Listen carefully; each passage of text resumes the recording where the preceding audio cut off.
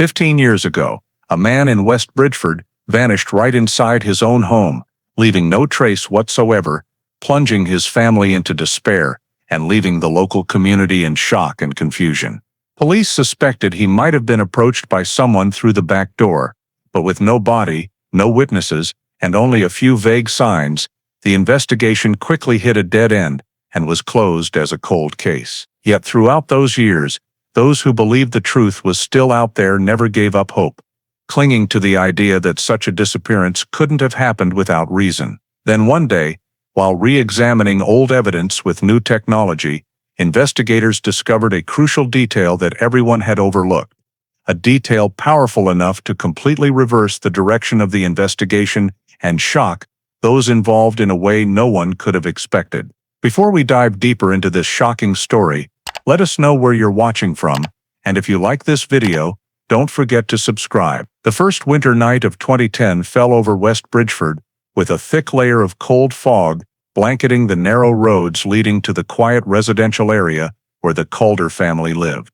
It was 9:40 p.m. when Andrew and Sarah returned home after a short evening out. The chill seeping through the door crack made them hurry inside, shutting out the damp and freezing world behind them. The two-story house was silent, warm and familiar as always, except for the unusually prolonged quiet amid the howling wind from the backyard. The couple changed clothes and went into the large bathroom, turning on the jacuzzi to chase away the lingering cold on their skin. They chatted lightly about weekly chores, the warm water and the steady hum of the machine making the steamy room feel completely sealed off from the rest of the house. At exactly 10:15 p.m., the four dogs suddenly barked furiously from the end of the downstairs hallway, the sound so sudden and intense that both of them startled. Andrew frowned, stood up from the tub, and quickly threw on a thin robe. "I'll go check," he said, gently pushing open the bathroom door, his figure fading in the steam as he stepped out. The barking continued for a few more seconds before abruptly stopping, giving way to a strange silence that enveloped the entire house. Sarah stayed in the bathroom a few more minutes before going into the dressing room. As she reached for her nightgown, a wave of dizziness suddenly hit her, the world spinning before her eyes, before going black. She tried to grab the edge of the cabinet, but strength quickly left her arms. Sarah collapsed onto the cold wooden floor, consciousness slipping away like a door slamming shut. No one knows what happened after that. The next morning, pale and cold light filtered through the bedroom curtains, waking Sarah with a headache that felt like a knife slicing through her skull. It took her a few minutes to realize she was lying on the dressing room floor, her limbs numb and her memory blank from the moment of dizziness the night before. Calling Andrew's name instinctively, but getting no response, she unsteadily stood up and stepped out of the room. The house was eerily quiet. The kitchen was empty, the living room had no one, and the sound of her own footsteps echoed louder than usual in the unusually cold space. Andrew wasn't on the ground floor, not on the second floor, not in the garden, not in the garage. Sarah called him multiple times, but the phone just rang and went silent. When she stepped out onto the driveway, she noticed the garage door had been wide open since the night before, something that had never happened in all the years they'd lived there. A sense of unease began tightening in her chest. By 9 a.m., Emily Calder, Andrew's daughter, rushed to the house after being unable to reach her parents. Mother and daughter searched the entire house again, but Andrew was still completely gone, leaving no sign that he had left the place.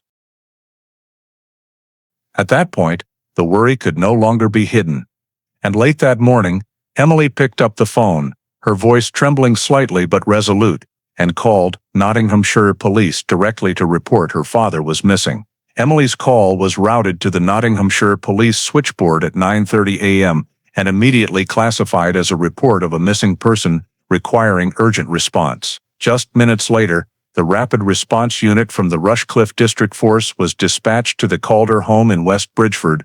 As the patrol car pulled up on the driveway, still dusted with frost, the officers stepped out with a serious demeanor, typical of situations where even a small misstep could lead to irreversible consequences. They met Emily standing in front of the wide-open garage, clearly still confused and anxious, while Sarah sat on a chair near the entrance, looking drained from the dizziness she hadn't fully recovered from. Right at the scene, the duty officer determined the case couldn't be treated as a routine walkaway. He prepared an initial report and classified it immediately: missing person, high risk, based on the preliminary factors: deep cold weather, the victim not taking his phone or personal items, disappearance lasting many hours, and absolutely no signs of contact. The first step was to establish the blind period, the time when no one knew where Andrew was or what had happened. Based on Sarah's account, the last time he was seen was at 10:15 p.m., when he left the bathroom to check the dogs barking. The last time his absence was noticed was around 9 a.m., when Sarah woke up. This nearly 11-hour gap was seen as an alarming sign, because in previous MSPR cases, the longer the blind period, the higher the risk to the victim. The officers began a preliminary check of the house. No entry doors showed signs of forced entry, nor were there muddy footprints or slide marks, indicating Andrew had walked out in the night. His shoes were neatly in the cabinet, his coat hung in its usual place, and the car was still parked in the garage. This led police to immediately rule out the possibility that the victim had left the house in a normal way. They went through the rooms to check on Sarah's condition as part of procedure. She was still dizzy, answering questions haltingly, and constantly needing to compose herself. When asked about the events of the previous night, Sarah confirmed that after Andrew left the bathroom, she went into the dressing room and remembered nothing else until waking up in the morning. This memory loss was noted in the file, but also raised many questions that no one could answer yet. However, at this stage, the police's task wasn't to suspect but to search, because every minute in a high-risk missing person case could be a matter of life and death. After finishing discussions with the family, verifying basic information, and quickly scanning the house, the response team leader stepped out in front of the garage and made the first major decision of the day: activate an urgent search within a 1-kilometer radius around the Calder home. Less than 15 minutes later, that order was carried out. The usually quiet West Bridgford residential area on a winter morning suddenly became urgent with the appearance of officers in reflective jackets, 2 K9 units, and local search support mobilized under MSPR protocol. The first target was the Hook, the natural strip running along the River Trent bank, with small trails often used by locals for walking, but also the site of many past searches. The handlers released the dogs along the frosty grass edge. They sniffed samples from Andrew's clothing, but couldn't pick up a clear direction of movement. Some spots seemed to get mild reactions from the dogs, but thorough checks revealed no new signs, no dropped items, no slide marks, no footprints in the soft ground. From the Hook, the search team fanned out into nearby residential streets: Loughborough Road, Bridgford Road, and the small branches leading to the quiet cul-de-sacs, typical of West Bridgford. Officers knocked on doors one by one, asking if anyone had seen a man walking outside in the freezing night or heard strange noises. The answers were all the same. No one saw anything, no one heard anything, and no one noticed anything unusual from the previous evening to that morning. One resident said they parked their car in the driveway around nearly 11 p.m., but didn't see anyone passing by. Meanwhile, another thought they heard distant dog barking but couldn't pinpoint the location and didn't associate it with anything serious. All the information was fragmented and didn't connect into any valuable leads.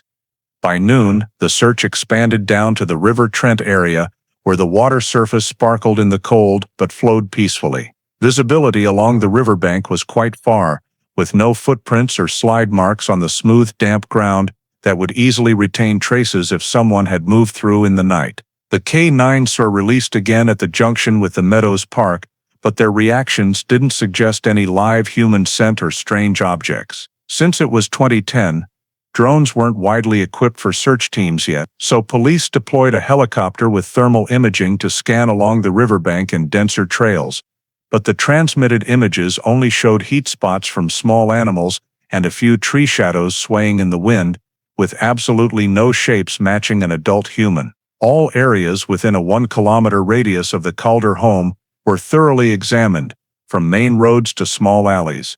from open parks to riverside bushes. But throughout the morning and early afternoon, not a single sign appeared, no footprints, no dropped items, no scarf or scrap of paper that could belong to Andrew.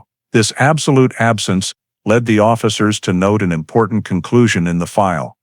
There was no evidence the victim had left the house voluntarily via any ground route.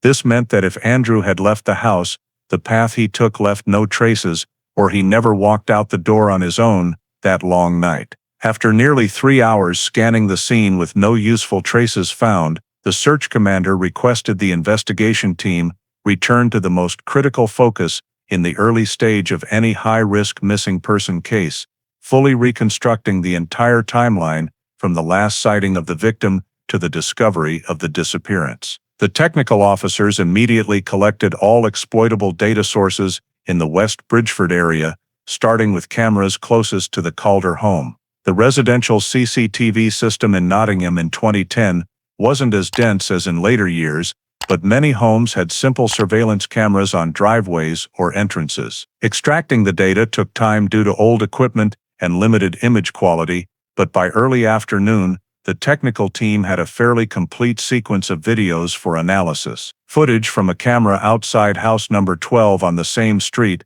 showed the moment Andrew and Sarah got out of the car at 9:40 p.m. Andrew leaning in to grab bags, Sarah going ahead to turn on the porch light. Both entered the house in a completely normal atmosphere. No one followed them, no strange vehicles parked nearby, no suspicious movement in the 5 minutes after they went inside. That was also the last recorded image of Andrew appearing. Police checked cameras from houses across the street and at the corner of Loughborough Road. All gave the same results. No one left the Calder house from 9:40 p.m. to at least 11:30 p.m. During this time, the cameras only captured a few pedestrians, a couple walking a dog, and 2 taxis passing by.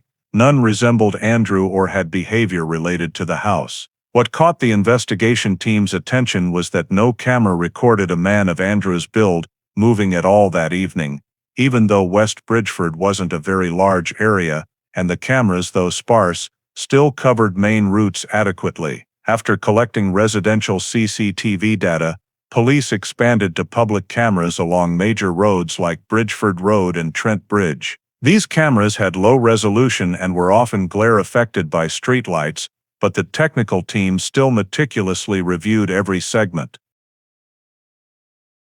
The results didn't change. No images matched Andrew's appearance, gait, or usual coat. No middle-aged man was seen leaving the area at the presumed time of disappearance. While the technical group analyzed video, another investigation team checked Andrew's phone data, including cell tower connections, message history, and raw GPS signals. All data showed his device didn't move from the home area throughout the period, from arriving home to the next morning.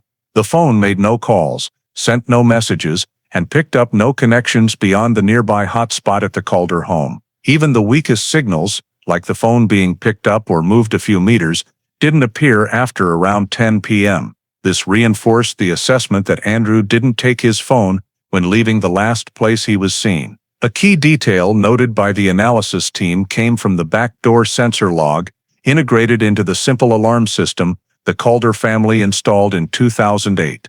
The log recorded the back door being opened at 10:17 p.m., exactly 2 minutes after Andrew left the bathroom to check the dog's barking. There was no corresponding log of the door closing afterward, leaving police unable to determine if the door was opened by Andrew or someone else, or what state it remained in until morning. However, this detail was marked as the most important timestamp in the entire night of the disappearance. After completing the compiled timeline report, the investigation team reached a conclusion clearly noted in the file. No camera recorded Andrew leaving the house, no phone data showed him moving, and no witnesses saw him on the streets throughout the period from 10:15 p.m. to the next morning. The independent clues, CCTV, phone, door sensor log, when pieced together created a single picture. Andrew Calder vanished without leaving any reasonable trail out of the house, as if he had dissolved into the darkness right behind the door that the sensor recorded as opened at 10:17 p.m. The analysis of the timeline yielded no signs whatsoever of Andrew leaving the house, forcing the on-scene commander to shift focus to a larger-scale search strategy aimed at completely ruling out the possibility that the victim had voluntarily left the West Bridgford area on that frigid night. If Andrew did not appear on camera within a 1-kilometer radius, there was no phone data indicating a change in location, and no witnesses had seen him walking, then the only remaining possibility that needed verification was whether he might have left the house in a direction not initially covered by the search team, or whether he could have been drawn into an emergency situation in a more isolated spot. For that reason, Nottinghamshire police decided to expand the search to 3 larger and more complex areas: Holme Pierrepont, Gamston, and the Meadows, all located between 1 and several kilometers from the Calder home, and all places that locals could reach on foot or by car in a short time. The search team began at Holme Pierrepont Country Park, which features walking paths around a large lake and numerous densely wooded areas. Although Andrew had no habit of evening walks, this area still had to be checked due to the complex terrain that could easily lead to someone becoming injured, slipping, or encountering danger without being seen. Canine units were released to run along the trails close to the water's edge, sniffing every tree trunk, every patch of muddy ground, every fringe of low grass. However, similar to the search at the Hook earlier that morning, all 3 dogs failed to pick up any continuous scent trail, an unusual finding if Andrew had been there within the past 12 hours. Search team members followed the lakeside paths, stopping to examine soft ground that might retain footprints. But the surface soil was too cold and dry to record clear traces. They used probes to check shallow water channels and lakeside areas where someone might slip and fall. But 2 hours of searching yielded no results. Afterward, forces were redeployed to Gamston, a residential area surrounded by steep roads and interspersed open lots. Officers checked every strip of roadside grass and every path leading to Gamston Lock. This was an area likely to retain traces if someone had walked or run through, but the entire ground showed only old bicycle tracks and footprints from morning walkers. Nothing indicating Andrew's presence. Late night and early morning buses were also checked through driver interviews, but no one recalled seeing a middle-aged man, alone, without a coat, wandering the streets on a freezing winter night. This further reinforced the initial assessment that Andrew was unlikely to have walked such a distance on his own without attracting attention. The final expansion point of the day was the Meadows, a larger and more complex area than the previous 2, with numerous narrow paths and bushes obstructing visibility. Although police did not believe Andrew had any reason to walk there, they still had to check to rule out all possibilities. The ground support team divided the area into search grids, using topographic maps to mark locations with uneven terrain, drainage ditches, dense brush, or accident-prone spots. At this point, the weather began to shift with increasing wind, making listening and observation more difficult. K9 units were released again at intersections between main paths and side trails, but they still picked up no scent leading to any possible direction of Andrew's movement. One officer noted that if Andrew had left the house voluntarily, he would certainly have had to pass through at least one of the roads covered by area cameras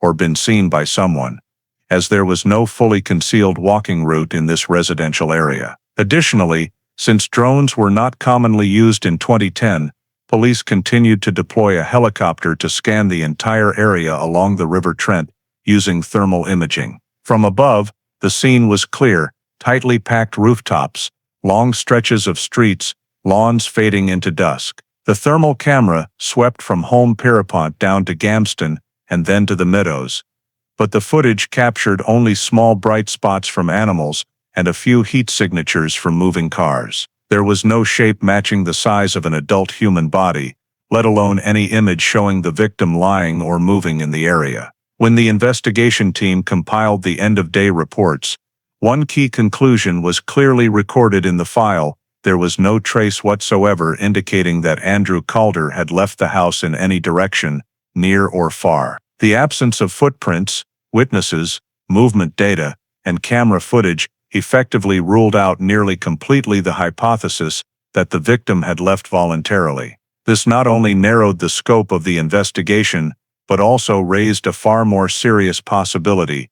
Andrew's disappearance was not the result of a personal decision, but could be the outcome of external intervention, occurring in a very short and silent window right after 22:15 that night. When the expanded search yielded no traces, the on-scene commander requested the first full forensic sweep of the entire Calder house, aimed at determining whether there were any signs of entry or external interaction that the naked eye had missed. The Nottinghamshire Police forensic team arrived in the early afternoon, equipped with oblique lighting, microparticle collection kits, and high-resolution crime scene photography equipment.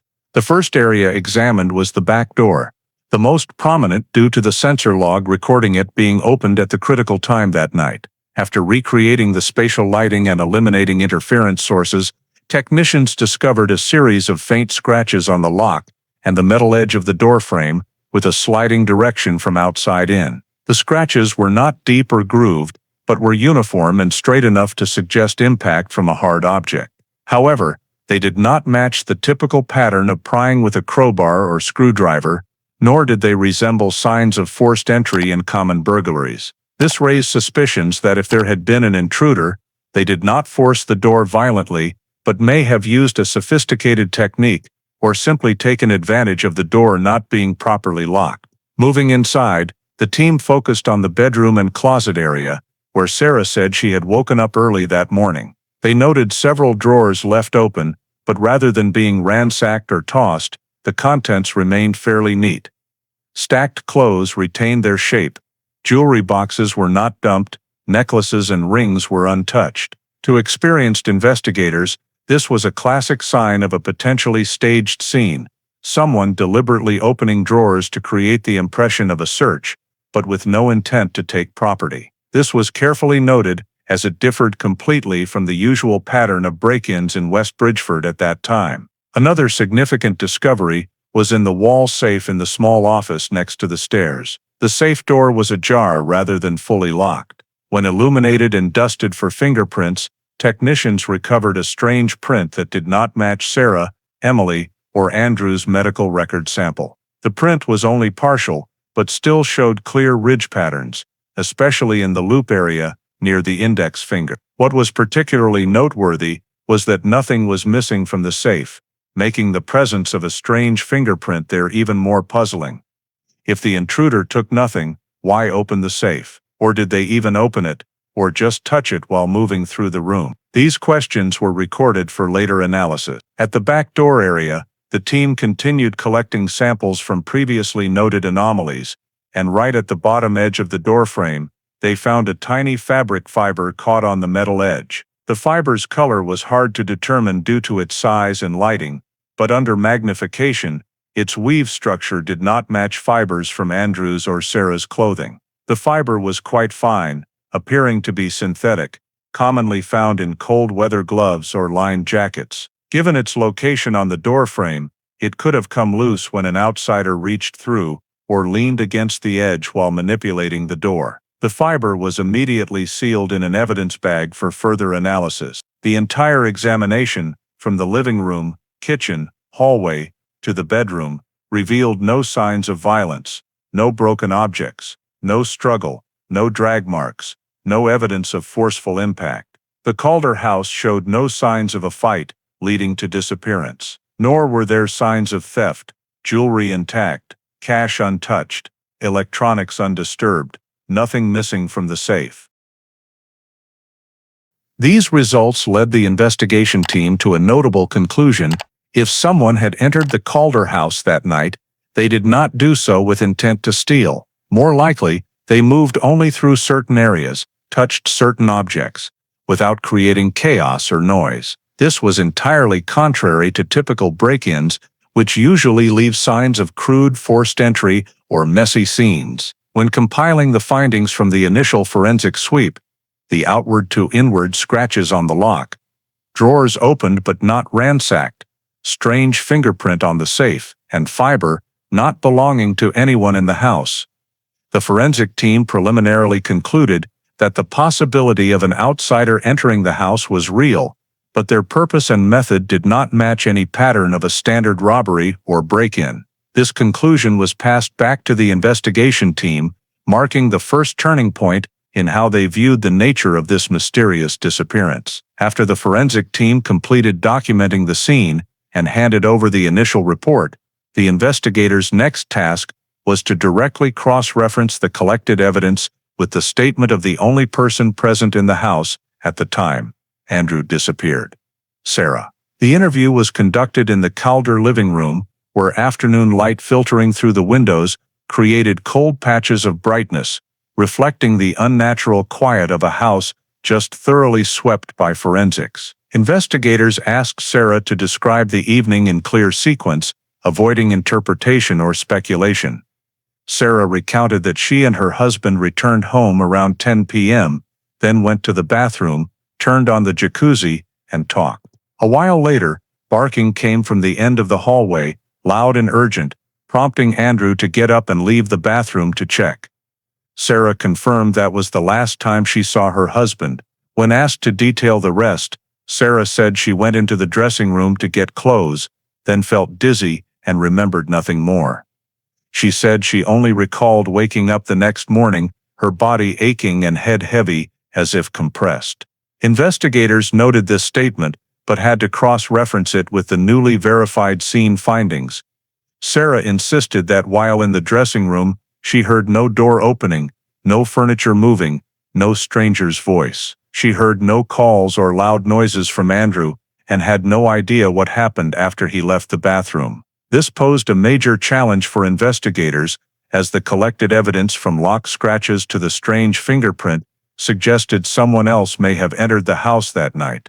When asked about the back door, Sarah shook her head and said she did not remember closing or locking it, and she did not hear the door open. This detail created a significant gap in her statement, as the door sensor logged it opening at 22:17, just minutes after Andrew left the bathroom. That timing coincided with when Sarah said she was in the dressing room, still conscious, meaning if the back door opened, she should have heard it. Investigators pressed further into the period Sarah lost consciousness. She said that over the years, she occasionally had light dizzy spells, sometimes with seizure-like symptoms. Police therefore brought in a doctor from the rapid response team for examination. The doctor concluded that Sarah's condition that morning could relate to low blood pressure, stress, sleep deprivation, or a neurological disorder, but it did not fully match a typical seizure, which usually leaves tongue bites, muscle jerks,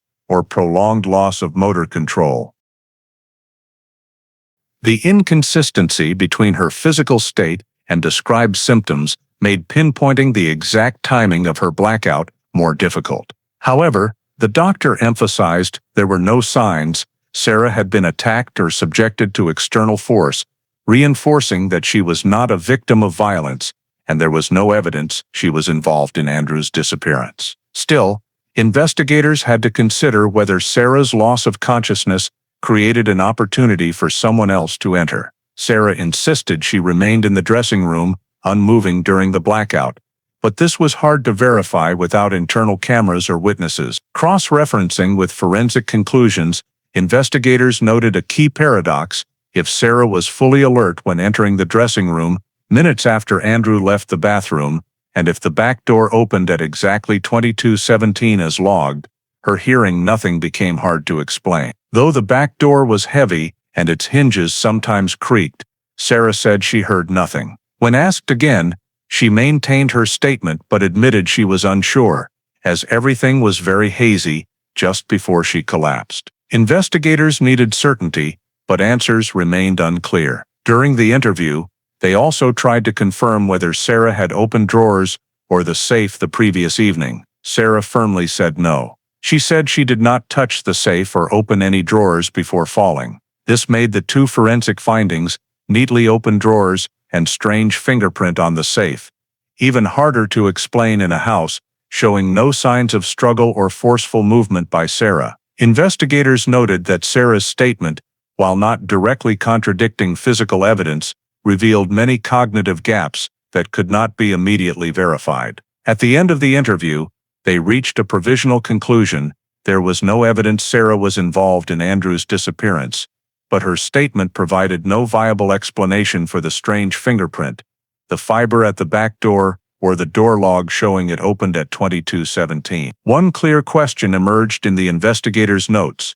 If Sarah did not open the door, and Andrew could not have left without being captured on camera, then who opened the back door at that time, and why did Sarah not hear it? Immediately after completing the interview with Sarah, and noting the significant gaps in her statement, the investigation team proceeded to the next step to rule out one of the most important initial hypotheses in any missing person case: the possibility that the victim left home voluntarily with personal intent. This was a procedural step, but also a critical one, because only by proving that Andrew did not leave in an organized or planned manner could the police fully focus on scenarios involving external intervention. First, the financial analysis team accessed Andrew's bank accounts, including checking, savings, and credit cards. The data obtained showed no transactions in the 48 hours before or after the time he disappeared. There were no cash withdrawals, no card payments at stores, no online transactions.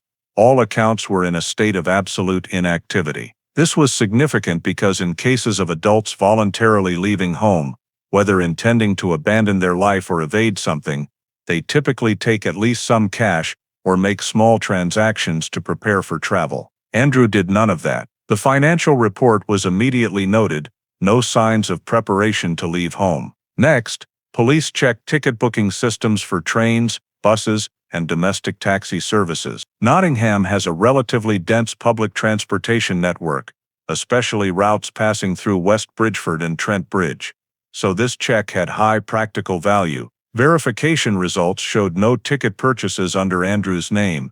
Even his ride-hailing apps or taxi accounts recorded no requests that night or the following morning. Taxi companies directly questioned also had no drivers who recalled picking up a middle-aged man matching Andrew's description between 10 p.m. and 7 a.m. This further reinforced the conclusion that Andrew did not leave home by any legal form of public or hired transportation. Following that, the digital investigation team examined Andrew's communication history. Personal email, work inbox, social media accounts, and phone messages were all analyzed. There were no emails scheduling appointments, no messages forewarning of going somewhere, no hidden conversations, no unusual contacts with unknown numbers. What was particularly noted was that from around 6 p.m. the previous evening until the next morning, all of Andrew's devices generated no data exchange activity whatsoever, except for automatic connection to the home Wi-Fi. In voluntary disappearance cases, victims often leave some digital sign, no matter how small, indicating they are detaching from their current life or seeking external contacts. Andrew left no such trace. The investigation team also checked Andrew's bags, drawers, and personal items to determine if he had packed anything before leaving. Everything remained intact. His passport was in the drawer. Spare keys were in their usual place. His wallet was still in the pocket of a coat hanging in the closet, the type of coat someone would certainly need if stepping out on a winter night in Nottingham. This was especially important because if Andrew had left home, he would have done so not only in dangerous weather conditions, but also empty-handed, without cash, without identification, without essential items. In the investigation team's final analysis, one sentence was underlined: no signs of preparation to leave home, whether short-term or long-term. The lack of packing luggage or taking any personal items virtually eliminated the hypothesis of intentional departure, as Andrew left no financial, digital, or physical trace, indicating a desire or need to separate from his family. Police know very well that voluntary disappearances typically involve a chain of actions: withdrawing money, contacting a stranger, booking transportation, transferring funds, or packing minimal belongings. But Andrew's record showed none of that behavior. The final report for this analysis section was completed by the end of the day, clearly stating that all signs indicated Andrew did not leave home intentionally, without preparation, and with no digital or financial motive to disappear. That meant, from a professional standpoint, he could not have left on his own, or if he did, it was not his decision. After the analyses of finances, digital history, and behavior showed Andrew had no signs whatsoever of voluntarily leaving home. The lead investigator ordered an expansion of the forensic examination to the second phase, a deeper forensic sweep, focused on collecting and analyzing remaining biological traces in the house. The goal this time was not to survey the overall scene as before, but to trace specific individuals who might have contacted key surfaces in the home, especially points with the highest likelihood of external entry. The criminal forensics team returned to the Calder home the next morning, equipped with the most advanced DNA kits available in 2010, along with particle detection equipment to ensure no trace, however small, was missed. They started with the safe, one of the most unusual locations noted in the initial forensic sweep.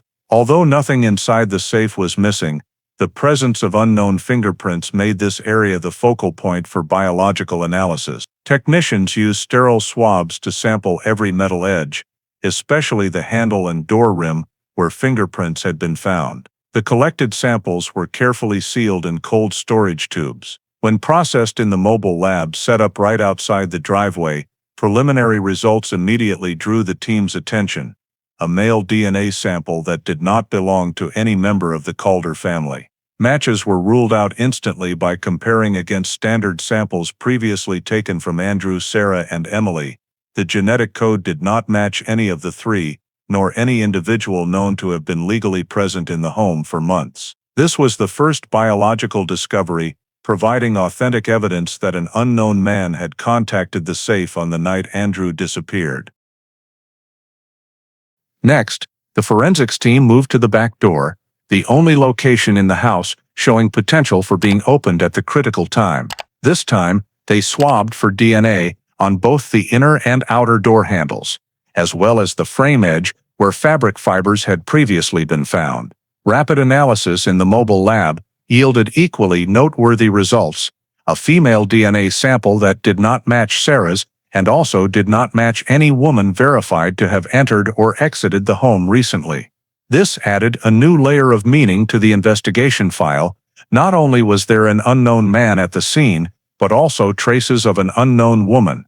The appearance of two different gender DNA samples at two distinct locations, the safe and the back door, suggested the possibility of 1 to 2 individuals involved in the events that night, either acting together or touching different locations at separate times. This was the first time in the entire investigation that the presence of a third party was proven by undeniable biological evidence. However, because the National DNA Database in 2010 was not as comprehensive as it would be a decade later, neither the male nor female DNA sample yielded an immediate match when cross-referenced. This did not diminish their value.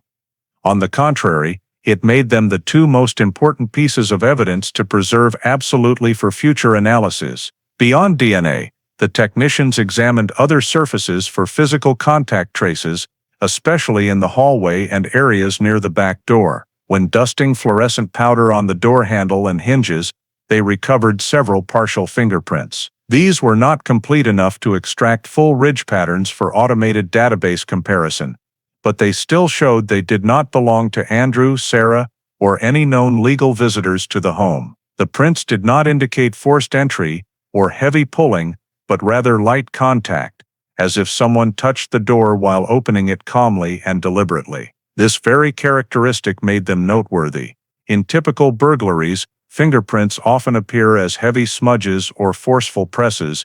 Here they were so light that only a thin layer of powder revealed them. The forensics team concluded these were not signs of a hurried thief or panicked action. The floor area near the back door was also scanned with blue light to detect shed skin cells or dried wet footprints, but no samples were clear enough to collect. This did not negate the presence of strangers, only indicating that if anyone entered the home that night, they moved very little or very cautiously. When the technicians completed their report, 3 key findings were clearly noted: 1 unknown male DNA on the safe, 2 unknown female DNA on the back door, 3 partial fingerprints from an unidentified person in the back door area. These were independent biological traces, each on a different surface, with no reasonable explanation for their presence in the home absent third-party contact at a time relevant to the disappearance. The interim conclusion of the second forensic sweep was written in bold in the file.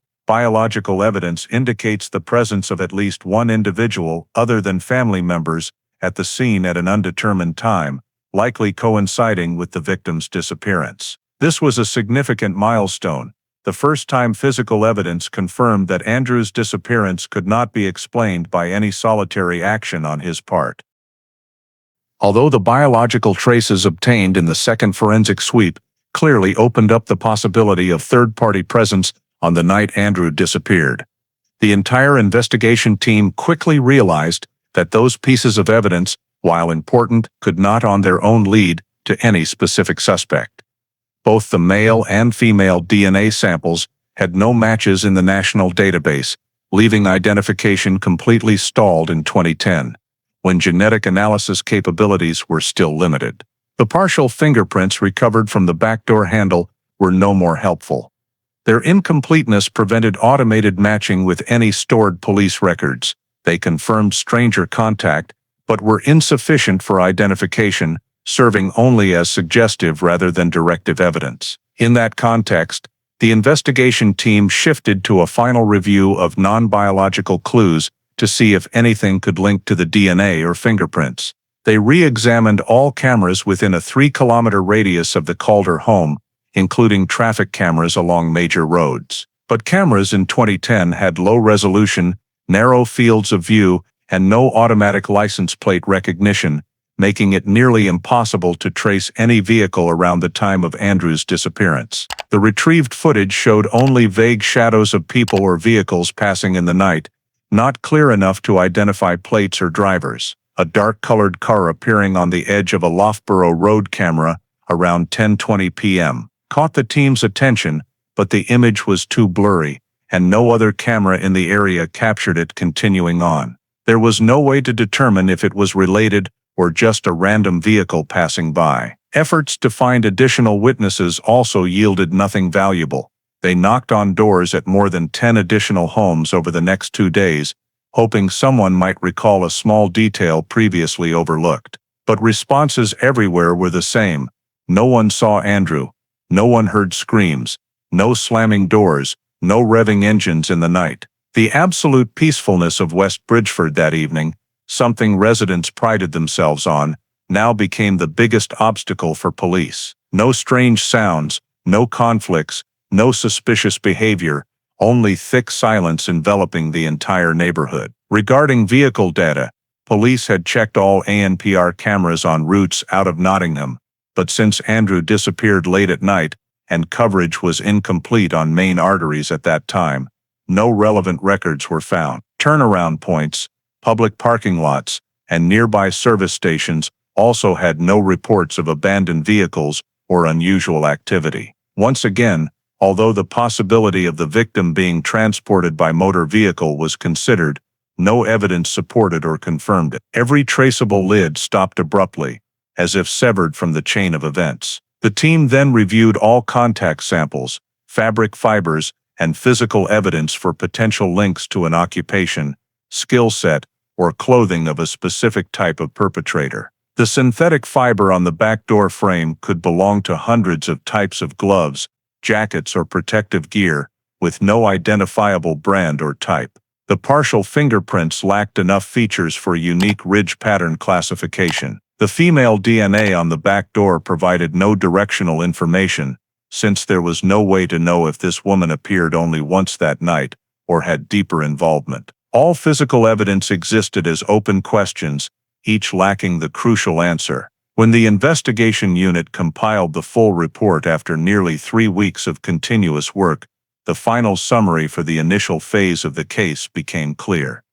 No camera identified a subject, no direct witnesses, no vehicle data, and no physical evidence leading to a specific individual. Although the biological evidence clearly showed third-party presence, police could not build any suspect profile from that data. No motive, no action clues, no connections. The investigation file, though deep, completely lacked direction. In that context, Nottinghamshire Police was forced to make the difficult but necessary decision: suspend active investigation, moving the file to a status awaiting new information or additional evidence. This did not mean closing the case entirely, but simply reflected the reality that all available investigative paths had reached dead ends. In the final memo before suspension, the unit commander wrote a short but heavy line: unable to proceed further based on current data.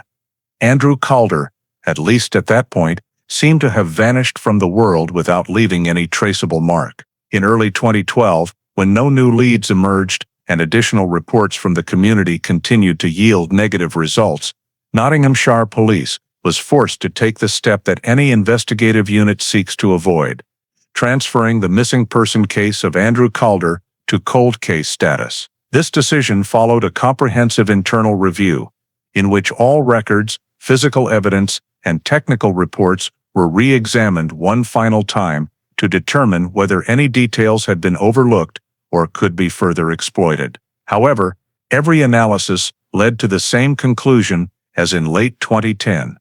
No viable investigative avenues remained within the current technical, legal, and manpower capabilities. Therefore, in February 2012, the file officially left the active investigation team and was handed over to the Cold Case Review Unit, the agency specializing in handling unsolved cases that still hold archival value and the potential for reopening when new technology or information becomes available. In the transfer memorandum, the first line stated clearly: Calder file, no further progress, no identified suspect, no indications of the victim leaving the home, and no evidence pointing to direction of travel or actions after the time of disappearance. Only missing person cases of high severity or with potential links to criminal activity are placed on the cold case list, and Andrew's case fell into both categories. The transfer process required all physical evidence to be resealed according to the long-term storage standards of the British Police Force. The male and female DNA samples were stored in liquid nitrogen preservation tubes at the central laboratory, while the partial fingerprints were rescanned using higher resolution equipment to ensure compatibility with future identification systems. The fabric fiber recovered from the backdoor frame, so tiny it was only visible under a microscope, was placed in a micropreservation box and assigned a special control code. These items of evidence were placed in a larger container, numbered according to the case year, and shelved in the cold case unit storage facility, located in a secure site outside central Nottingham. This is a climate and humidity-controlled archive where many cases spanning decades are preserved, awaiting new technology capable of decoding them. Transferring the file also meant that the original investigation team was freed up to handle other urgent cases, but they were required to submit a comprehensive report so the cold case unit could have an accurate overview of what had already been done. In this report, they clearly listed the key points: no witnesses, no cameras capturing the victim leaving the home, no vehicles involved, and the undetermined presence of one or two unknown individuals at the scene. Each point was marked as unresolved, unable to be explained or proven. The cold case unit received the file with the status pending technological advancement, meaning the case would not be forgotten, but would be re-examined when new technology or data from national DNA databases, which were undergoing significant expansion in the early 2010s, but were not yet complete enough for full comparison of the collected samples, became available. Per procedure, the Calder file was placed on the annual periodic review priority list to ensure that whenever database systems or analytical tools were upgraded, the case would be rescreened. Although the decision to move the file to cold case did not produce any immediate progress, it marked a new phase in the disappearance, the waiting phase, where hope was not extinguished but remained suspended, entirely dependent on technological advancements sufficient to untie the knots that 2010 investigative tools could not resolve. The evidence that had once been the limits of the investigation, the unknown DNA samples, the partial fingerprints, the unidentified fabric fiber, was carefully resealed, awaiting a time when they could become the keys to unlocking the story still shrouded in silence. since the night Andrew Calder vanished from his home in West Bridgford. From 2013 to 2019, Andrew Calder's file remained on the cold case review list and was periodically reviewed according to Nottinghamshire police procedures. But throughout that period, no lead was strong enough to change the deadlock that had persisted since the early days after the disappearance. Each year, the cold case unit rechecked the newly updated national databases, but the male and female DNA samples collected from the safe and the back door still did not match any newly added genetic profiles. The NGF system, which was developing during that time, continued to expand, but each rerun produced negative results. This was not uncommon in the early stages of widespread DNA analysis technology, and for the Calder file, it simply meant that the most critical biological leads remained unattached to any specific identity. Meanwhile, tips from the public and local residents during this period mostly added to the workload without providing real value. In 2013, a man reported seeing someone resembling Andrew in the Carlton area one late afternoon, but when police checked store cameras in the area and re-interviewed the tipster, they quickly determined it was a mistake due to lighting and angle. Another case occurred in 2014, when a woman believed she had encountered Andrew in a supermarket near Beeston. But when CCTV footage was extracted, the man in the video only resembled the victim in build, while the face was completely different. Such reports continued sporadically in subsequent years, and most were ruled out after just a few hours of verification. In 2015, a tip about a pawn shop in Arnold required the cold case unit to spend more time investigating, as the owner reported someone pawning a men's watch similar to the model Andrew usually wore. But when police compared it, the watch did not match the serial number or style. It was just a common model in Nottingham at the time, and unrelated to the case. By 2016, the digital forensics team decided to retry recovering data from Andrew's old laptop, which had been deemed worthless in the initial phase. Forensic software technology had improved significantly by then, allowing recovery of files deleted years earlier. However, the results were unhelpful. Only old emails, work documents, and routine correspondence, with no content suggesting conflict, plans to leave, or secret contacts that could relate to the disappearance. The analysis report concluded, no investigative value. The following years were no better. In 2017, police received a tip about a homeless man in Sheffield with a similar appearance, but upon verification, the individual had no matching characteristics beyond height. In 2018, a volunteer search group in the Peak District reported finding abandoned men's clothing in the woods, but forensics confirmed it was unrelated. The DNA on the clothing belonged to another identified individual. By 2019, an anonymous email claimed Andrew had left to start a new life, but when police examined it closely, the content was baseless speculation and too vague to become investigative data. All these scattered tips over the 7-year period only reinforced one thing. The disappearance had not advanced a single step. There were no signs Andrew was still alive, but also no evidence he had died. No suspects, no motive, no trail, no new evidence, and no factors to reasonably expand the case. The cold case unit noted in the 2019 review report, all new sources of information fail to link to the evidence, do not match the scene, and cannot produce significant revisions to the case timeline. This kept Andrew Calder's file in a state of waiting, existing in the void between an unsolved disappearance and the relentless advancement of investigative technology that at that point was still insufficient to break the silence persisting since 2010. From a professional standpoint, the case remained completely stagnant, but this very stagnation created an important foundation for later reactivation. When new tools emerged, old data would gain value in ways the early phase could not access.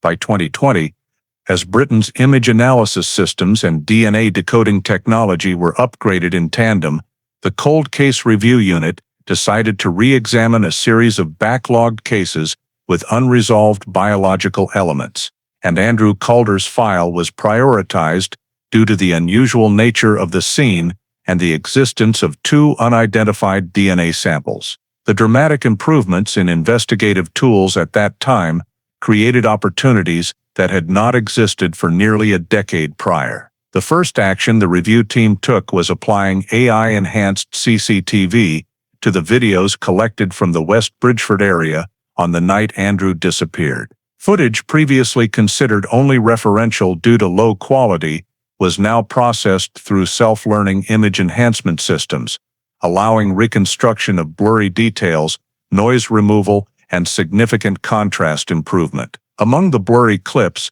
the team paid special attention to a frame near the Calder back door around 22:17, previously deemed unusable. After running it through the AI enhancer, the image became much clearer, a tall figure standing at the edge of the frame, visible for only a few seconds, but with a height noticeably greater than Andrew's. Although facial or specific features could not be identified, the body shape and position near the back door led the team to reclassify it as a person of interest. This was the first time in the case's history that a camera captured the presence of someone other than family members within the time frame directly related to the disappearance. In parallel with the image analysis, forensic scientists conducted DNA reanalysis using new genetic resolution algorithms, enabling separation of contaminated samples and creation of sharper profiles from previously limited ones. The male DNA sample from the safe, after reanalysis, produced a gene sequence clear enough for population grouping, excluding mismatched groups and narrowing the identification range to a more distinctive category. Something impossible in 2010. The female DNA sample from the back door also gained detail, allowing separation of contamination ratios and identification of genetic traits potentially linked to ethnic origin. Although direct matching to a specific identity was still not possible, improving sample quality shifted the file from unusable to traceable in the near future. This was considered a major turning point. Another branch of analysis involved 3D shoeprint technology, which digitally reconstructs footwear impressions to distinguish fine tread details invisible to the naked eye. In the initial forensic sweep, the floor near the back door had shown faint impressions, but not clear enough for conclusions. In 2020, technicians used 3D reconstruction software combined with multi-angle oblique lighting to rebuild the sole pattern. The results indicated traces consistent with work boots, common among repairmen, electricians, or professions involving extensive outdoor movement. This did not match the type of shoes Andrew typically wore or those of any family member. This evidence, when combined with the tall figure in the enhanced CCTV, for the first time created a practical behavioral model. At least one person, not a Calder family member, had approached the back door at the exact time Andrew disappeared. Step by step, the cold case unit began to realize that the case's long silence was not due to lack of evidence, but because initial technology was insufficient to read it. With the new indications from the camera, DNA, and shoeprint model, the review team recommended reactivating the file at the active investigation level. The report was submitted to the head of Nottinghamshire Police's Criminal Investigation Department, emphasizing that 2020 tools far surpassed what the force could achieve in 2010 and 2012, and the case now had sufficient technical data to advance a step previously unattainable. By the end of 2020, following an internal evaluation meeting, Nottinghamshire Police made the official decision. Andrew Calder's file was reopened, transferred from cold case to active investigation, with the focus on tracing the two unknown DNA samples and verifying the identity of the figure appearing at the back door on the night of the disappearance. In early 2021, with the case reopened and the investigation focus shifting strongly to the two unidentified DNA samples recovered from the safe and the back door, the cold case unit, in collaboration with the National Forensic Laboratory, began conducting an expanded comparison of the male DNA sample, which had been more clearly resolved in the 2020 analysis. This tracing process, thanks to the National Genetic Database that had expanded significantly over the previous decade, progressed faster than many investigators had anticipated. And in April 2021, A notification from the laboratory created the most significant breakthrough since Andrew Calder's disappearance. The male DNA sample, recovered from the safe's handle, matched the DNA profile of a man named Mark Holton. Mark's profile was not in the database in 2010 because he had only had his DNA sampled in 2016 due to a minor theft involving construction tools in Mansfield, meaning his biological sample was entered into the system years after Andrew went missing. When investigators opened Mark Holton's file, the first connection immediately stood out. Mark had worked at the Calder home in 2009 as a freelance repairman, primarily handling the replacement of kitchen tiles and rewiring auxiliary electrical lines on the ground floor. During that time, he had access to the back door area, the shed, and the tool room, locations directly related to the traces collected in the disappearance case. The fact that a person who had worked in the house appeared in the DNA system matching the sample from the safe could not be dismissed as mere coincidence. The investigation team immediately checked Mark's residency history and discovered that after completing the job in mid-2009, he had not returned to the Calder home according to official records. However, what drew more attention was that Mark left Nottingham just 2 weeks after Andrew's disappearance, moving to live in Worksop and then relocating further to Sheffield in 2013. His rapid and continuous moves during that period, while not proving criminal activity, were flagged as unusual for an ordinary laborer without stable employment. Investigators began re-examining data from ANPR cameras on routes leading out of Nottingham around the time of 2010, and thanks to upgraded image processing technology in 2020, they were able to reanalyze license plates previously deemed unreadable. Among them was a blurry frame capturing a small gray van near the West Bridgford area around 10:30 p.m. on the night Andrew disappeared. Based on the incomplete characters and vehicle style, the AI system produced a match with a model previously registered under Mark Holton's name. At that time, he owned an old Ford Transit, a type of van capable of carrying trade tools and with enough space to transport heavy items. The match between this blurry plate and the vehicle information in Mark's file immediately raised questions for the investigation team. Had Mark been in the Calder home area that night in 2010? And if so, why? Meanwhile, Mark's DNA on the safe became even harder to explain. When the assessment team asked Sarah, she confirmed that Mark had never entered the office or touched the safe during his work in 2009. The safe was always kept locked by Andrew, and the repairman was restricted to the kitchen, hallway, and outdoor areas. This ruled out the possibility that the DNA sample came from the earlier work, as the safe's location was completely outside the areas Mark had accessed. Moreover, the DNA analysis showed that the sample from the safe was fresher in nature, inconsistent with biological traces left for over a year and a half in a sealed environment.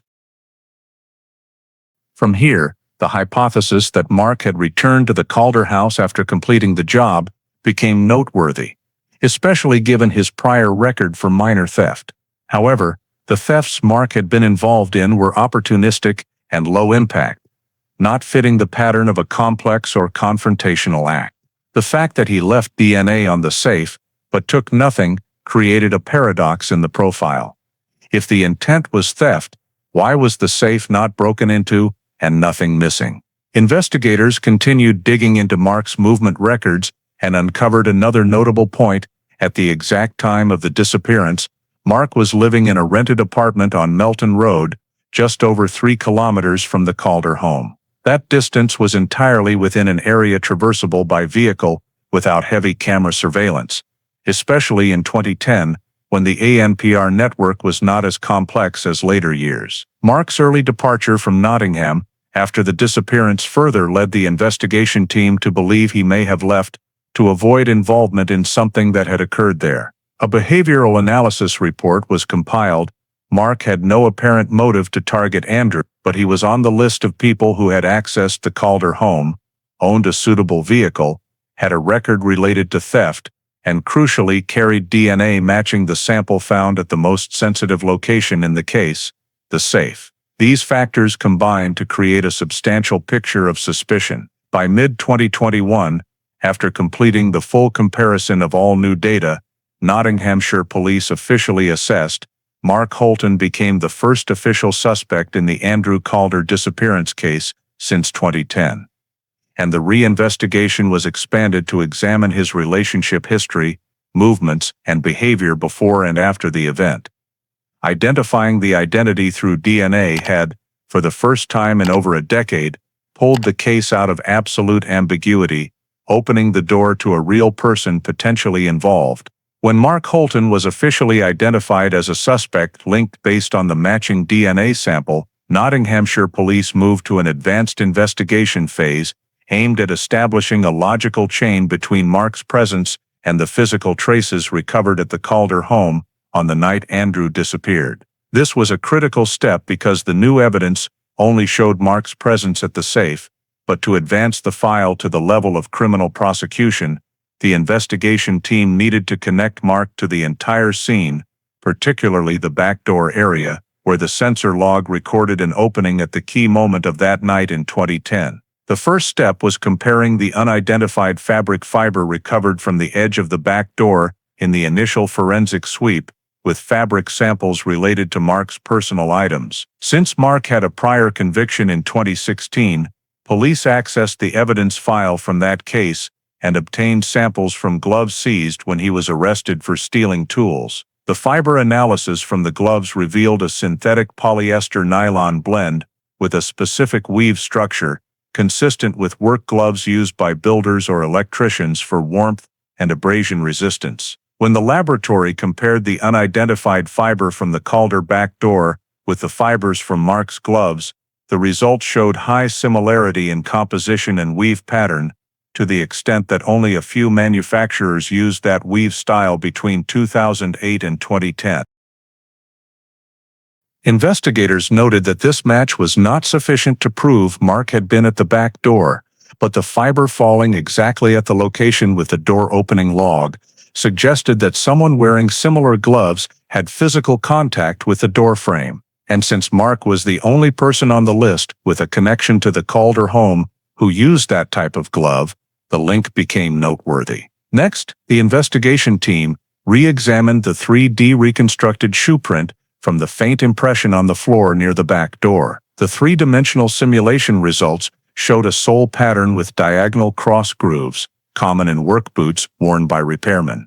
When compared with Mark's purchase records from 2009, obtained from receipts at DIY Tools in Nottingham, where he had bought a pair of WorkSafe brand boots, the groove pattern on the boots in the receipt matched the reconstructed model almost perfectly in structure, groove depth, and spacing between vertical lines. This was a pivotal point because the shoe print in the Calder home did not match any family member's shoes and could not have been made by Andrew, who did not wear that distinctive type of work boot. Police noted in the report, the match rate is high enough to infer that the shoe type at the scene is the same product line Mark purchased, though not sufficient to confirm it was the exact pair. Nevertheless, when combined with the shoe print and fiber matching Mark's glove type, the investigation team began forming a physical projection, suggesting Mark may have approached the back door that night. The biggest breakthrough came when police conducted a search of Mark's storage shed in Sheffield after obtaining court approval feud.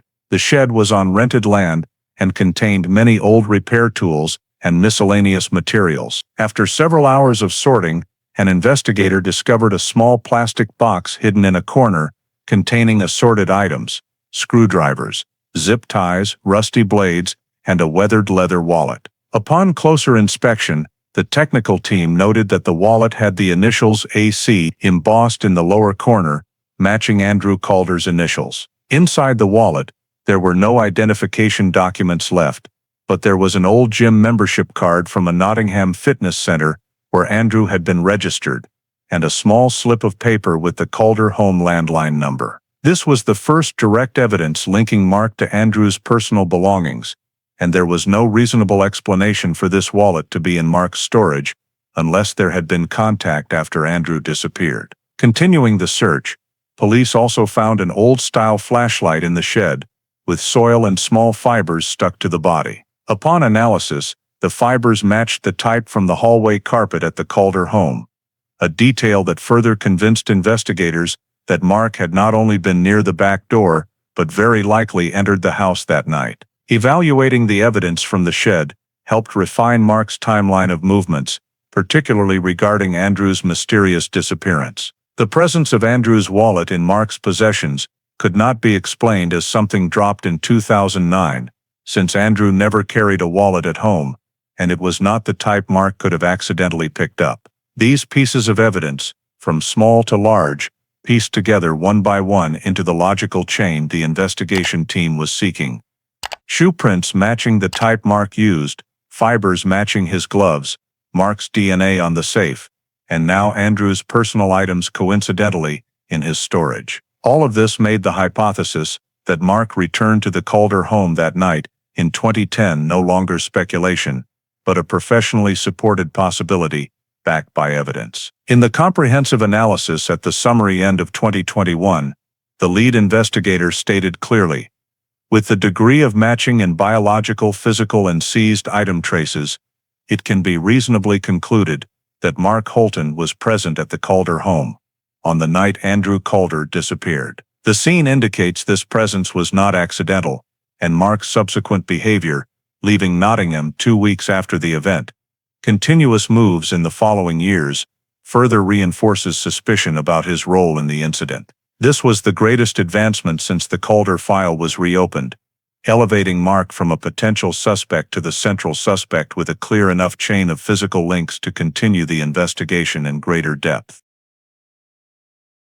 With a chain of evidence strong enough to establish Mark Holton's presence at the scene on the night of Andrew's disappearance, Nottinghamshire police proceeded to summon Mark for questioning under criminal procedure. The first interview took place in an interrogation room at the Sheffield police station where he was residing at the time. Mark entered with a tense demeanor but tried to maintain calm, stating from the outset that he knew nothing about the 2010 disappearance and had never returned to the Calder home after completing the job in 2009. However, investigators immediately confronted those statements with the collected evidence. When informed that his DNA matched the sample from the safe, Mark appeared flustered, but tried to explain that he might have accidentally touched the area during earlier work. This was immediately refuted because the safe was in the upstairs office, a place Mark had no reason to access during repairs to the kitchen and hallway. When investigators presented the 3D shoe print matching the type he had purchased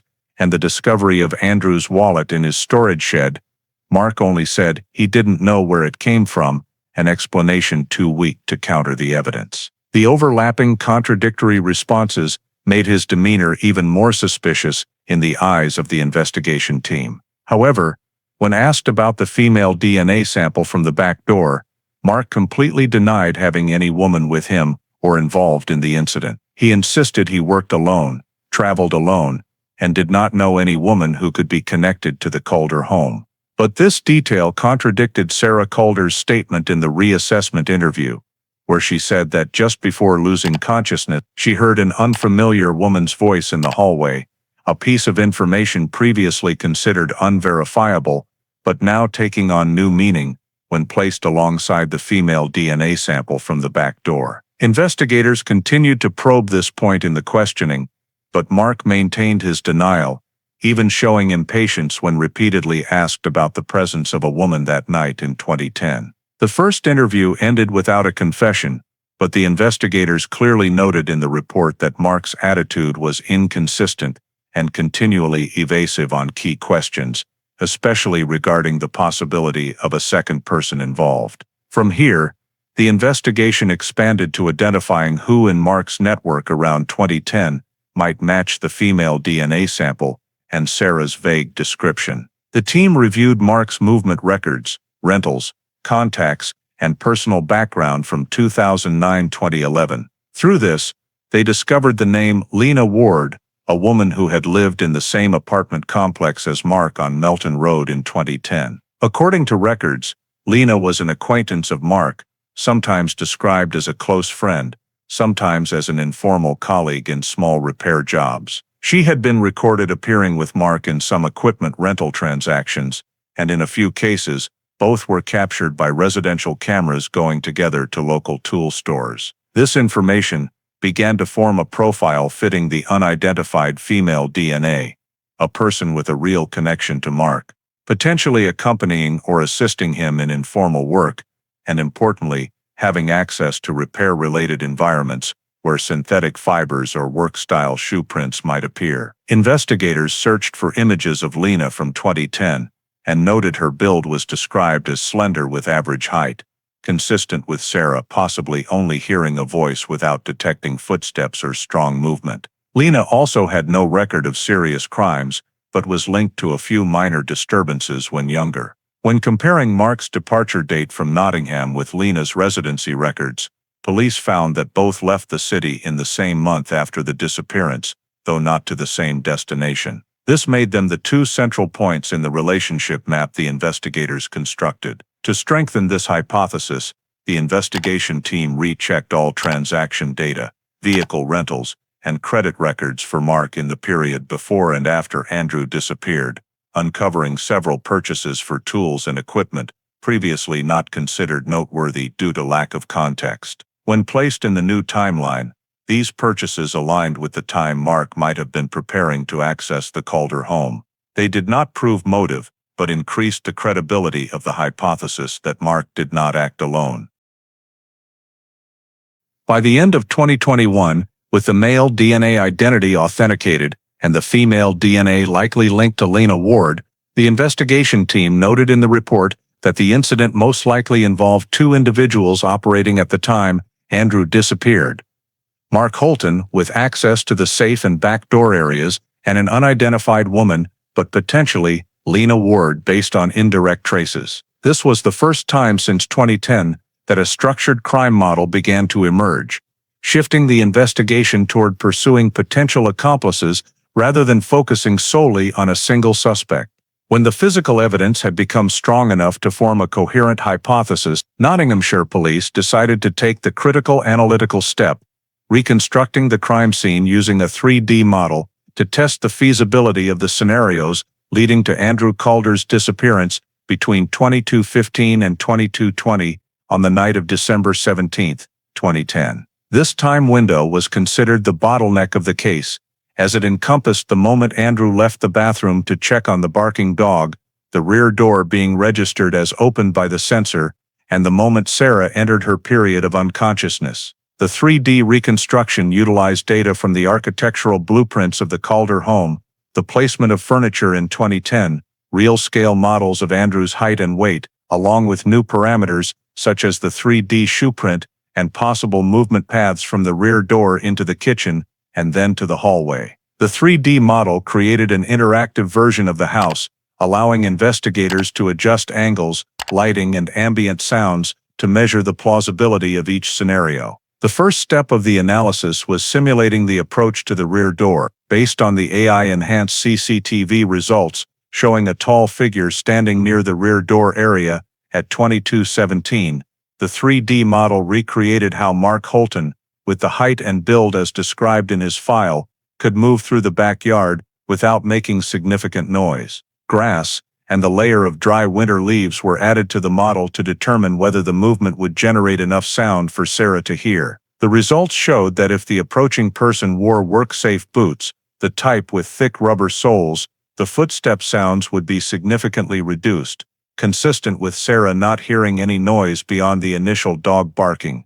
The model also examined the mechanism for unlocking the rear door. The scratch marks on the lock in the direction from outside inward, combined with Mark's experience as a repairman, led technical experts to test a scenario, Mark using a hinge adjustment tool or a thin pick to flip the latch in a few seconds. The 3D analysis deemed this feasible, with the unlocking time under 10 seconds and without generating loud metallic noise. When the door opened, the model displayed the area of light spilling from the kitchen into the hallway, recreating the space Andrew could see if he had just left the bathroom. The biggest question was, who did Andrew encounter first? The 3D model determined that if Andrew headed from the bathroom to the hallway just as Mark opened the rear door, the two would meet at the intersection between the hallway and the kitchen door in less than 3 seconds. The nearly 20 centimeters height difference between Mark and Andrew was clearly evident in the simulation, providing conditions to test the control hypothesis. The analysis showed that if Mark entered with the intent to surprise and subdue Andrew by pushing him against the hallway wall or gripping his shoulders, this scenario was entirely feasible and would not create loud enough sounds to wake the neighbors, especially with the jacuzzi running and Sarah in the changing room. The 3D model tested 5 different variants of the initial contact between the two, 3 of which resulted in the control mechanism being the most plausible. Mark approaching from the unlit direction, grabbing Andrew's shoulders, and pushing him toward the rear door. Mark using a two-handed grip to force the victim back toward the kitchen, or Mark demanding Andrew stay quiet and follow, while the accompanying woman stood behind to block any escape route. In all 3 simulations, Andrew did not have enough time to mount strong resistance, and notably did not generate noise equivalent to furniture falling over, consistent with the completely clean crime scene recorded in the 2010 forensic sweep. The next factor simulated was the possibility of Andrew being removed from the house against his will. The 3D model incorporated bodyweight databases, pulling force and rotation angles of a tall, strong man versus a middle-aged man of average build. Based on Mark's height and weight, it concluded that pushing or forcing Andrew out the rear door was entirely possible by one person alone if Andrew was caught off guard and had not yet reacted. The scenario became even more feasible when the model added a woman behind, helping Mark control the direction by blocking Andrew's retreat. The 3D model also recreated the backyard lighting on that night to determine whether Andrew could see anyone else. If Mark and a woman appeared together as hypothesized, the hallway light positions and shadow angles in the yard indicated that Andrew might only see a vague additional silhouette before being subdued, consistent with Sarah hearing a woman's voice without seeing any clear image. Next, the model reconstructed the exit path based on the restored 3D shoe print. The route from the rear door to the side garden path showed ground contact points matching the type of shoes Mark purchased in 2009. The simulated sole wear was suitable for quick steps on damp winter ground. When testing the possibility of Andrew being taken through this path, the model showed that dragging or forcing Andrew out to the backyard in under 20 seconds was entirely feasible, especially if 2 people coordinated.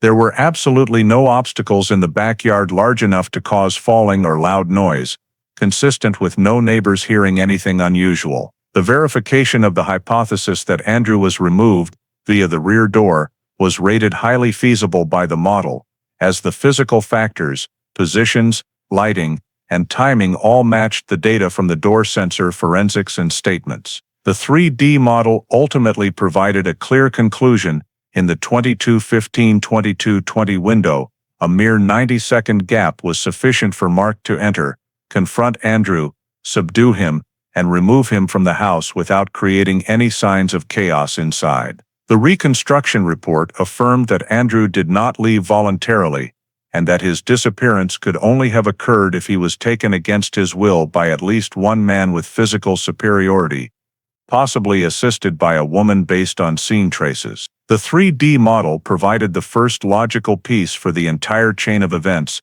elevating the hypothesis from speculation to a spatially verified scenario, a decisive step before the investigation moved to direct prosecution. When the 3D reconstruction strongly bolstered the hypothesis that Andrew was removed against his will, Nottinghamshire police decided the time for action had come and obtained an arrest warrant for Mark Holton on charges directly related to the disappearance. On a cold morning in late February 2022, a special task force coordinated with the Sheffield Investigation Unit approached Mark's apartment on a Coleshill Road, where he was living in a second-floor rental. Mark was completely surprised when handcuffed and read his rights under UK procedure, offering no resistance but repeatedly asking "What's this about?" as he was led out of the building. At Nottinghamshire Police Headquarters, a Peace Model interrogation team, the UK standard for non-confrontational interviews, was deployed, aiming not to coerce a confession but to create conditions for the suspect to contradict himself under the weight of evidence. The planning phase had been thoroughly prepared. Investigators listed all physical evidence, from DNA to 3D shoe print, from Andrew's wallet in Mark's storage to the 3D simulation results. As Mark was brought into the interview room, the engage phase began by establishing a neutral atmosphere. Investigators offered him water, asked about his current job, lifestyle, and social relationships before transitioning to restating the reason for his arrest. Mark initially stuck to his denial tactic, saying he knew nothing about this, was just a regular repairman, and had left Nottingham for personal reasons. However, when investigators presented the photo of Andrew's wallet found in Mark's storage, the EA account phase officially began, and his demeanor shifted from calm to confused. Mark said he didn't remember that wallet, then minutes later claimed maybe a customer gave it to him by mistake, making his statement inconsistent. Investigators slowly presented the next piece, Mark's DNA matching the sample from the safe. Mark immediately responded that he had worked in the house, so he might have touched something. That argument was instantly refuted with a second-floor diagram simulating the safe's location, a place Mark had no legitimate reason to access in 2009. The more he tried to explain, the more Mark entangled himself in contradictions. When shown the 3D shoe print image matching shoes he bought in 2009, he fell into prolonged silence. The interview moved to the C challenge phase, where investigators did not confront directly, but presented the evidence chain in logical order. Synthetic fabric fibers matching the type of gloves Mark used, found at the rear door frame. The tall figure at the rear door at 2217, matching Mark's height.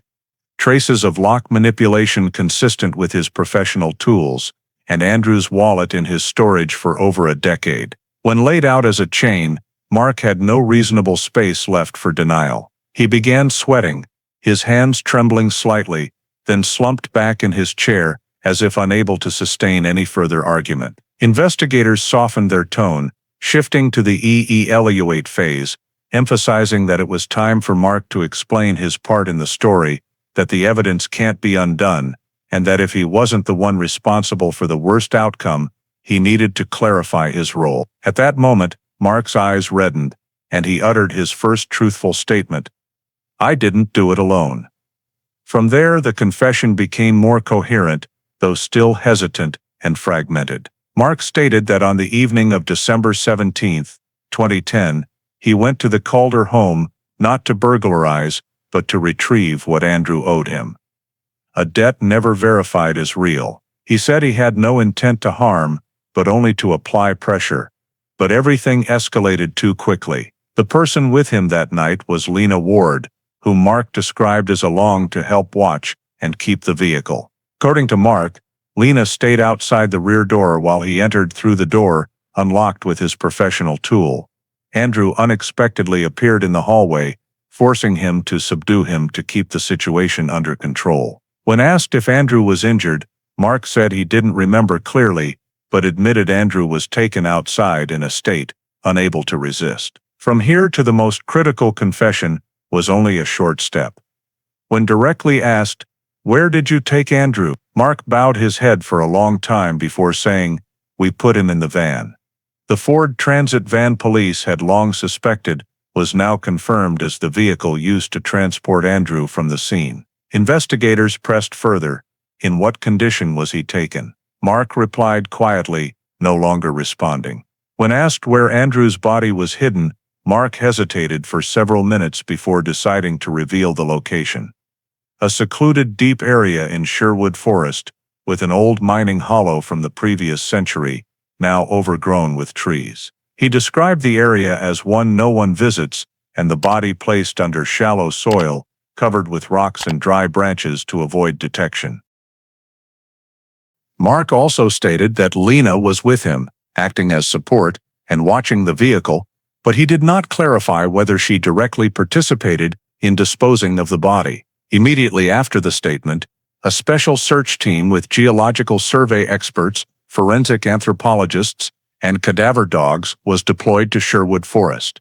The area Mark described was nearly a kilometer from the main road, requiring a hike deep into the forest along an old trail. After 3 hours of sweeping, a dog detected the scent of long-term decomposition under slightly sunken soil. As the forensic team carefully dug with small shovels, they uncovered the first bone fragment, part of an arm bone still retaining its shape.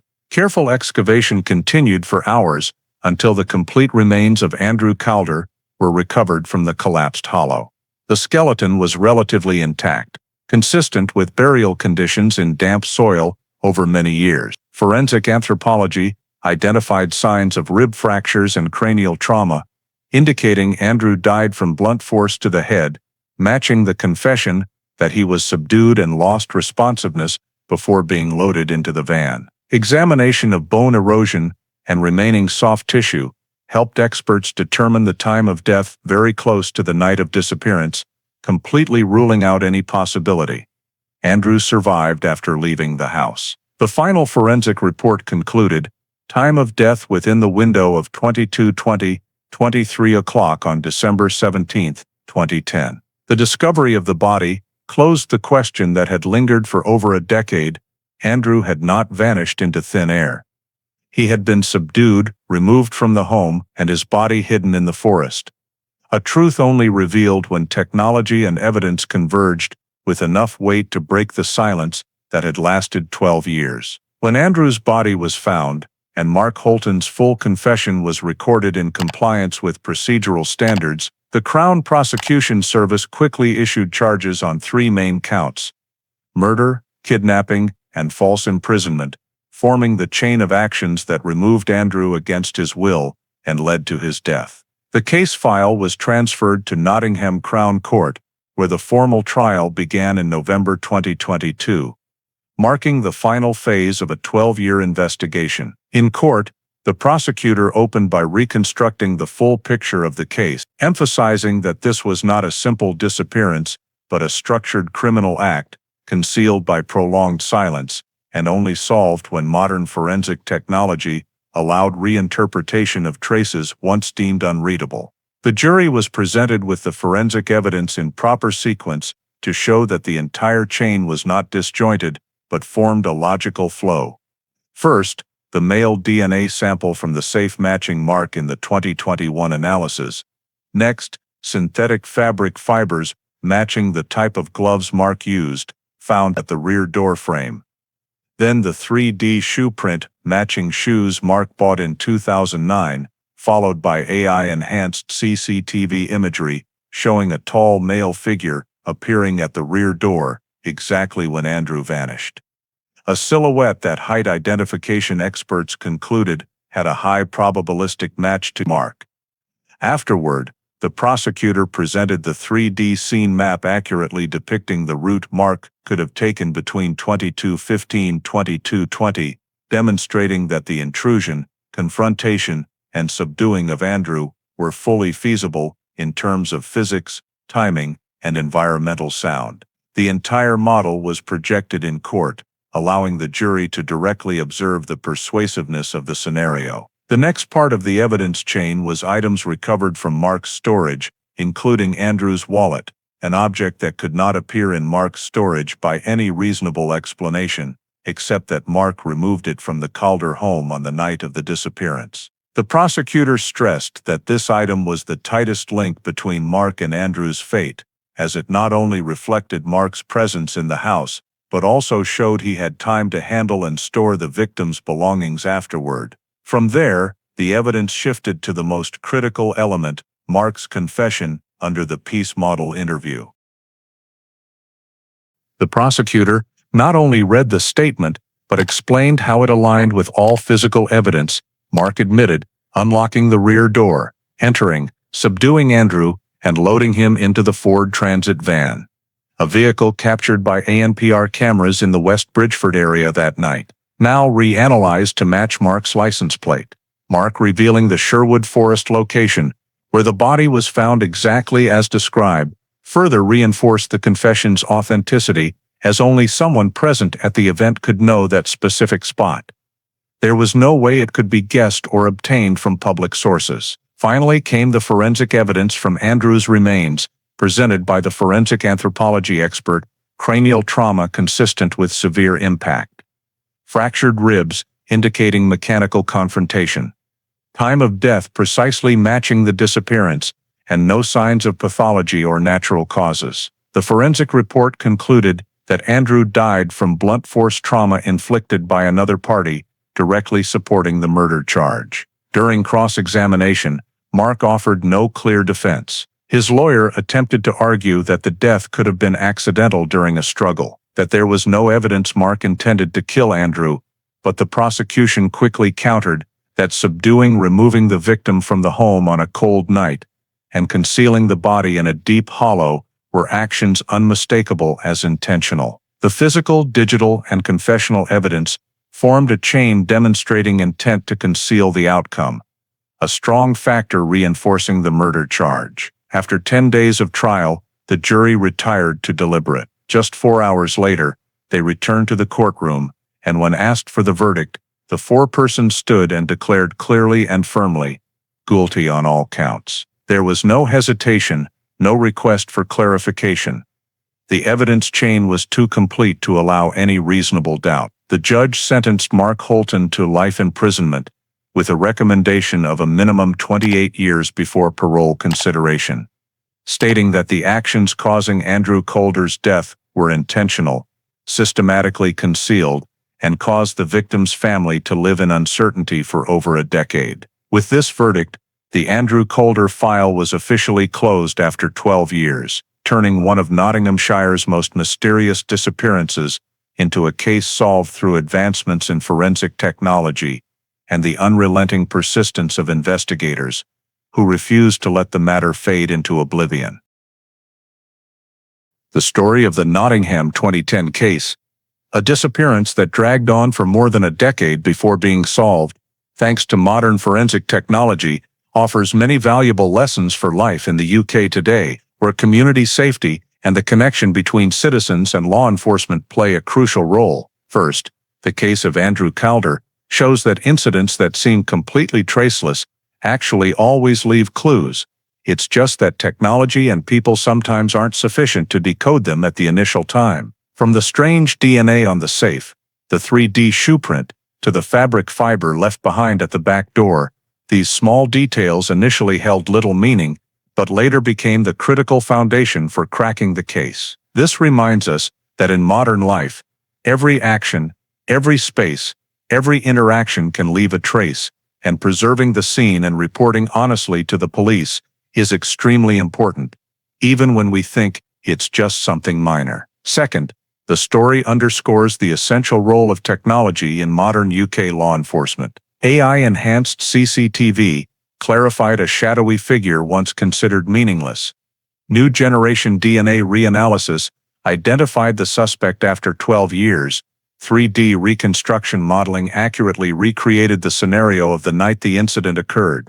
The lesson for the community is proactively support security systems, install high-quality cameras, store data properly, because that data could become vital evidence for justice in the future. Finally, the case also reflects that the suspect's silence, the lack of clear clues, or the excessively long passage of time do not cause justice to abandon its duty. In the UK, cold case units continue to operate tirelessly, proving the commitment that victims are never forgotten. For each individual, this lesson reminds us to persevere in seeking the truth while trusting the legal system, because the truth, no matter how delayed, still has its own path. Thank you for joining me on this 12-year case-solving journey. If you found it valuable, please hit subscribe so you don't miss the next journeys in search of the truth. See you again in the next video, where we'll continue exploring mysterious cases revealed through justice and technology.